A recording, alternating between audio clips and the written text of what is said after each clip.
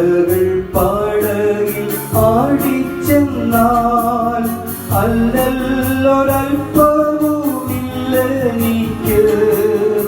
ആഴിയും കുഴിയും നിർമ്മിച്ച നാഥൻ അഭയമായെന്നരികിലുണ്ട്. ആഴിയും കുഴിയും നിർമ്മിച്ച നാഥൻ അഭയമായെന്നരികിലുണ്ട്. ദൈവനാമത്തിന് മഹത്വമുണ്ടാകട്ടെ. ഇന്നത്തെ പ്രഭാത ധ്യാനത്തിനായി 31-ാം സങ്കീർത്തനം 4-ാം വാക്യം. അവർ എനിക്കായി ഒളിച്ചു വച്ചിരിക്കുന്ന വലയിൽ നിന്ന് എന്നെ വിടുവിക്കണമേ, നീ എൻ്റെ ദുർഗമാകുന്നുവല്ലോ.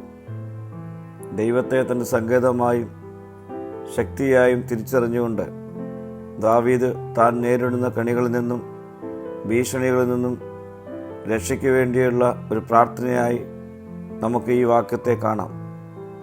ദൈവത്തിൻ്റെ ശക്തിയിലുള്ള ദാവീദിൻ്റെ ആശ്രയത്തെയും തന്നെ രക്ഷിക്കാനുള്ള ദൈവത്തിൻ്റെ കഴിവിലുള്ള വിശ്വാസത്തെയും ഈ വാക്യം എടുത്തു കാണിക്കുന്നു.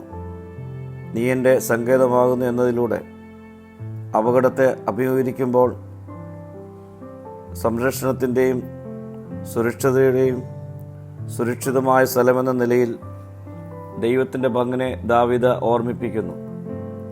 ദാവീദിൻ്റെ വിശ്വാസത്തിൻ്റെയും ദൈവത്തിൻ്റെ വിടുതലുള്ള അവൻ്റെ ആശ്രയത്തിൻ്റെയും പ്രയാസകരമായ സമയങ്ങളിൽ ശക്തിയുടെയും അഭയത്തിൻ്റെയും ഉറവിടമായ ദൈവത്തെക്കുറിച്ചുള്ള ദാവീദിൻ്റെ വിശ്വാസമാണ് ഇവിടെ പ്രഖ്യാപിക്കപ്പെടുന്നത്. പ്രിയ സ്നേഹിതരെ, ദാവീദിനെ പോലെ നമുക്കും നമ്മുടെ വിശ്വാസത്തെ ഉറപ്പിക്കാം. പ്രതിസന്ധികളിൽ ദുർഗമായി തീരുന്ന ദൈവത്തിൽ ആശ്രയിക്കുകയും നമ്മുടെ മുന്നോട്ടുള്ള ജീവിതത്തിൽ അവനിൽ ശരണം പ്രാപിക്കുകയും ചെയ്യാം. പ്രാർത്ഥിക്കാം. കർത്താവേ, നിരന്തരം നിന്നിൽ അഭയം കണ്ടെത്തുവാനുള്ള കൃപ എനിക്ക് നൽകണമേ. മഹത്വം നീ എടുക്കണം. യേശുവിൻ്റെ നാമത്തിൽ തന്നെ. ആമീൻ.